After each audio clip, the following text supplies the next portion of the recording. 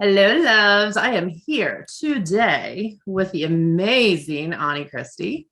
Anni has been with me since the beginning. She is an OG. She's watched me go through everything here, and she's still stuck with me, so that means something, right? Absolutely. Yeah. Anni is the owner and designer behind Magpie Mischief, and she creates illustrated pottery with a focus on gardening accessories, and her stuff is absolutely amazing. Anni, can Thank you you. tell us when did you start your handmade business first off? And Sure. how did you kind of get into pottery? Yeah. Well, I was an art teacher for 15 years. I taught middle school and high school art, and I was actually trying to start a ceramics program. So I started with a great aunt, sent me her kiln from Michigan to Florida. And then I found another kiln on a Facebook marketplace, and I started just doing it on the side because as a teacher, you have 4 different jobs, right? Like that's, that's what you Yes. do. So we moved back to Michigan about 4 years ago, and when that when that change happened, I realized that I really wanted to start my business full time because there was no daycare for my daughter available. Mhm. So I was like, well, I need to figure out something. And it was the right decision because that's when COVID hit, as soon as we moved back up to Michigan, too. So I had Yeah. already started an online business, but I jumped in full time at that point. So So was this yeah. in 2018? Yes, it was like 2018, very beginning of 2019, I think. Okay. Yes. So Because basically we when you got into our house. started Yep. your Yep. business, and I remember you were living with family at the time, and then you were building, Yes. right? Or renovating Yep. a house. Yeah, we moved into my grandpa's house Mhm. and we renovated it. Okay, So I that's right. think Yeah. in December, that's when we got to move in. And before that, I was like, well, I'm going to do this full time, better start. So I was working out of my parents' garage I and, love it. living with them with a space heater. So We've it all was, been there. yep.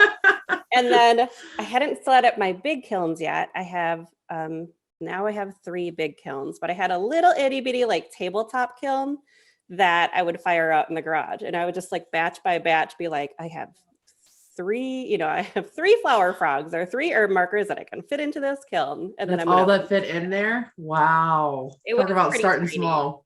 I love it. Yes. Yep. That's So awesome. yeah. So she's saying, so in 2019 was when you were really starting to get it going, and that's actually when you found me. Yeah. So Mhm. before, take us back and tell us, like, what kind of struggles were you having around like photographing your first couple products? Sure. So the clay that I use is a white clay, and I have an example here. And when you try to get this on a white background and still have the product show and Mm-hmm. not be just a large glare, the other problem I had was I feel like I was trying to work with a DSLR camera. Okay, so you And were a DSLR user to begin with. yes, because I was an art teacher, I had kind of Mm-hmm. bought into the idea that you can't take good photos unless it's with your DSLR. I had an iPhone. I worked with Apple products for a long time. I Yeah. was very comfortable with them, but I was like, well, if I'm going to be a professional and like within my business, I need my DSLR. And my my images were usually too dark. They didn't show the details off well, and there was always like glare, especially with the glaze. So people couldn't actually see what they were buying. Yeah. And I had some people buy from stuff, and the comment was always, this product is so much more beautiful in person. And I was like, Mm-hmm. well, there's a problem there, We hear that all the time. That's Yes. that's a Yes. problem. So you were dealing with, I know that you had mentioned before that you were using like a store-bought light box, like you tried a store-bought light box. You were Yes, I having a lot did. of problems with color temperature, meaning that it was either too yellow, too Mhm. blue, never white. Yes. And then when you say glare, you're talking reflections, because you have like a glaze, is it a glaze that causes the reflection over the product. Yeah, because I use a shiny glaze, Okay. and so it would kind of cut into the design. The glaze Mm-hmm. would. I would also say that did try to take another product photography course that was more focused on DSLR, and it was like all the stuff about props and, you know, and so I always had this dumb wooden disc with all my photos initially on Etsy, and they had nothing to do with my products. Like I would be like, here's, you know, a set of earrings on a wooden disc, and it didn't make sense for my brand or for my customer. I'm sure they were very confused. So you kind of struggled with just that aesthetic and then connecting with the right audience and really bringing a relevancy into your images. So you were dealing with these struggles before you found me. Like, how are you trying to overcome them? You mentioned that you bought another photography course. You tried to use like a little store-bought light box. How did those work out for you?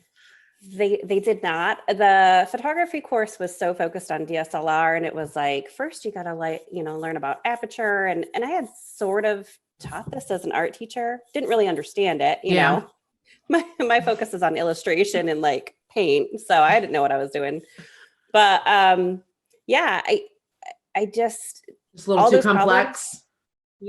Too much stuff. And I'm a business owner. I'm like trying to, when I first started running my business, realizing I'm the marketer, I need to run the budget. I need to figure out systems, and now I'm starting to work with people to teach people how to do what I do, so more people can work on it, like employees. And so, I did not have the time to be a professional, becoming an expert in another area of business. In DSLR.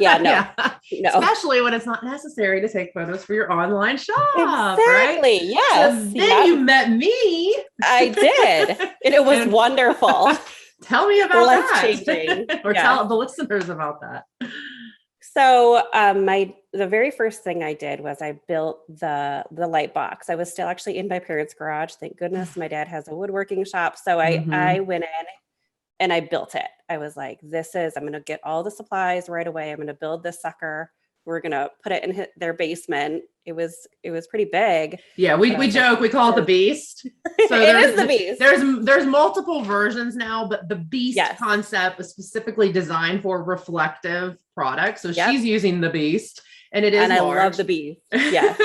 Still have it in my own basement. Yes. We kind of we turned it into a running joke with the Beast box, because it is large, but it's powerful. So it's kind of twofold. It's amazing. Yes. Yeah. So that was the very first thing, was realizing that, like, oh my goodness, I can take photos of my products on a white, like an actual white background on my phone, and then just immediately put it into Etsy. Yeah. Not have to actually go in and remove the background or spend all this time selective editing the background. Oh my goodness. Yeah. And who has time for all of that? For every single photo, you have like 10 photos per product, and you're growing.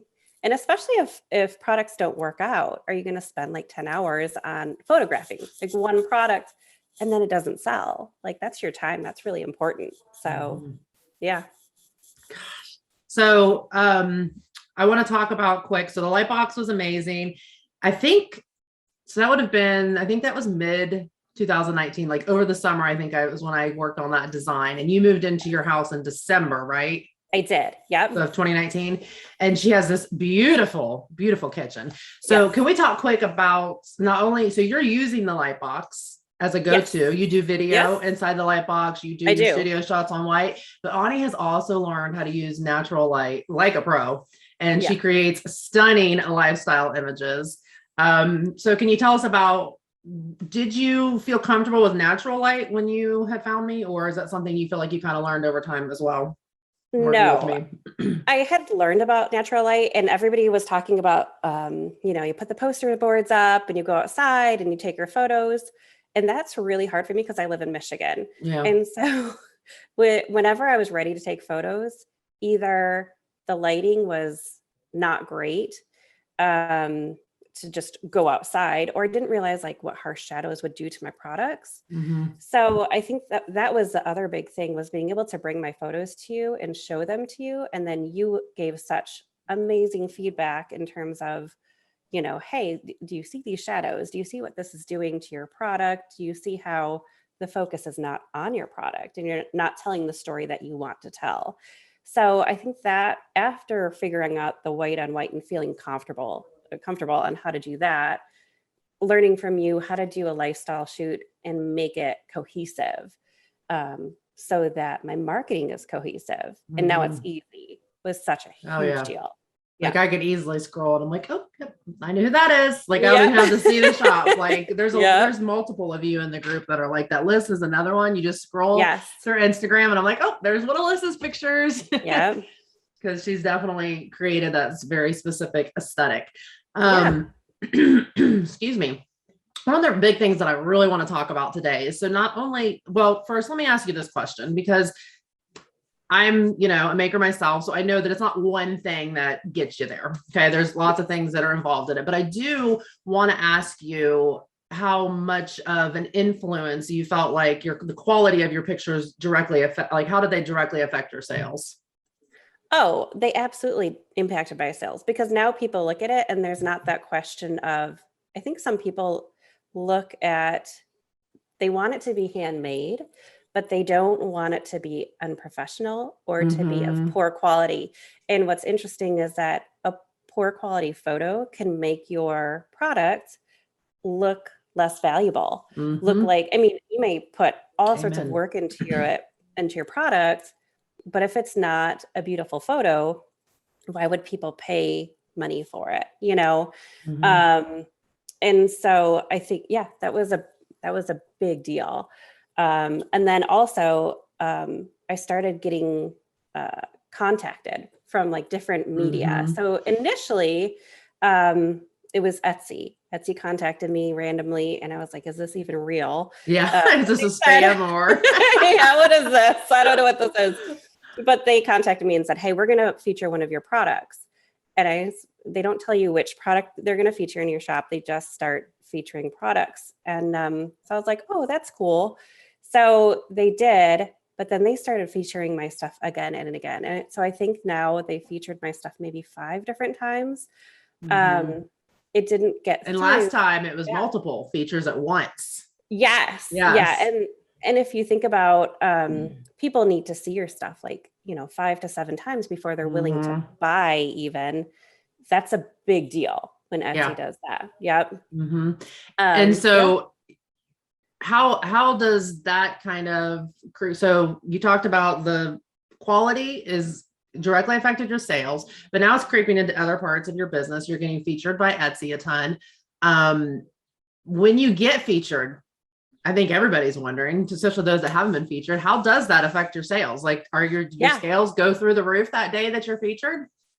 So it's interesting. The very first time I was featured, I think it was like through their Etsy success group or something. Okay. And I got maybe like 2 or 3 sales. It wasn't very big. It wasn't immediately, I think it's when they start featuring you. So on their social media, Instagram, I noticed immediate sales. And then especially if they feature you in one of their like Etsy's picks gift guides around their editorial Mother's picks. Day. Yeah. Yes. And I've been in a couple of those. Then it's not just a one-time thing where people see it and they're like, oh, it's pretty, and then scroll on. They're actually on Etsy looking for a gift, and then you're on their list. And that makes a huge change in sales. Yeah. That's awesome. Yep. And weren't you, I was trying to go back in our group and look, but weren't you featured in a magazine as well? Or so some kind of publication? Yeah. So I've been featured in a couple other things. I think, so I was featured in BuzzFeed twice, 2 different BuzzFeed like gift guides. Okay. And it was the exact same product that Etsy featured me in. And I noticed there were other products from Etsy in that same gift guide. So I'm pretty sure. So it's like it's trickling. Yeah. Yep. Seeing what's trending. Yep. What everybody else is already liking. I was contacted by Country Living, and it fell through. Okay, that's what I'm remembering then. Products. Yep. But that then gave me the confidence to say, well, if Country Living is contacting me and asking me, even if it fell through, then whoa, there's something to it. Like, how do I actually get these publications to notice me? Yeah. So I've started going more into the PR side of things and figuring out, how do I get my images in front of journalists. So I was recently, I intentionally went after an article through allrecipes.com and was featured on their website as well. So that, I think it just gave me the That's so confidence to cool. say, Yeah, heck yeah. like, these photographs are good enough that they could be in publications. They could be, they're going to catch the eye of people in magazines that I would love to be in. So yeah. And that's the whole point of this. When somebody's scrolling through social or scrolling through Etsy or scrolling anywhere, what is Yep. the one thing that can grab their attention? Or what is the Yep. one thing that's literally going to stand out? Or the only thing, really? I mean, they can search for your product and see the title, but it's the photo. The photo Right. is what they are going to see. It's what's going to grab their attention. It's what's going to stop the scroll. And that's just, you got their attention. And yeah, I love how you said, like, the first time it built that confidence, and then you Right. moved forward with it and everything. And you also moved into wholesale as well, correct? I did. Yes. And that's been kind of So taken over a good bit. it has. That's awesome. Yeah. It's been really cool. I mean, I have started, I have to make batches of like 300 products at a time to ship off to retailers. And that's been really fun because getting to know that side of things and like realizing that they're similar, like other customers, they just have different needs that I can provide, and I love working with these gift shops and these like little flower boutiques, some that are like local near me that are really cool. So yeah, and then of course, people from around from the United States are starting to see my products and getting to know my brand. So that's so cool. And I want to go back to, you mentioned when people are like in search and they see like a low quality or bad photo. We've talked about this. It just appears that maybe you're somewhat unprofessional, or the quality of your products aren't that great because the representation isn't that great. That pushes into that media. Like when you have professional looking product photos that are high quality, not only are you grabbing their attention, they are taking you serious. Like I mean, do you feel like you're taken more seriously now? Is that the right way to say it? More seriously? Yeah. Do you feel like that one of those two? Yeah, one of those two. We know what we're talking about. More serious when like, do you feel more confident? Like you're more of, I don't know what the right word is, not a professional, but like you're an actual business now, and this isn't a side hustle. Yes. Yeah, absolutely. Well, and the other thing is too, is that while some publications do want me to mail in my products to them, like recently Etsy had me mail my products into them. For the most part, most publications don't want that. They want your images. And if your images aren't going to make them look good, then they're not going to use it. So that's the other thing, is that they're using my photos. They were even asking me, like, who do we credit these photos to? And so, like, that's amazing. It's me. They're mine. That's awesome. Yeah. Well, do you have anything else that you'd like to add quick? I don't want to take your time. I appreciate you being here. Yeah. Like, I'm so proud of you. And I love that you still pop in the group and ask questions and share your success. And it's just so exciting. I love, and if you guys go check out her products, Magpie Mischief shop.com. I'll drop a link into the comments of this. But I buy her products all the time. They're stunning. They actually use her product inside the Maker's Method course as examples with the reflection and all of that, and just setting up shoot from beginning to finish. But yeah, did you have anything to add? I would just say, if you're on the fence of whether or not you should put money into the Maker's Method, I would say go for it. It has completely turned my business around. It has been by far the most valuable course that I've taken, quite frankly. Like, in terms of what has actually moved the needle, it's been Christina's feedback and courses. And so highly valuable. I just can't recommend it enough. So thank you so much. Thank you so much, friend. Your work. Yeah, absolutely. Thank you so much. Thank you for joining us today live to share your story. I just appreciate you. Thank you so much. You guys have a great day. Bye. Hey maker, I know you've perfected your craft and you create amazing products, but you really struggle to take product photos that truly reflect the quality and value. And this is losing you sales. Learn the Maker's Method for taking scroll-stopping product photos that attract more customers and make more sales and money for your business. without the headache and cost of becoming a professional photographer, so that you can get back to doing what you love the most, creating your products. Learn more at themakersmethod.com. That's themakersmethod.com.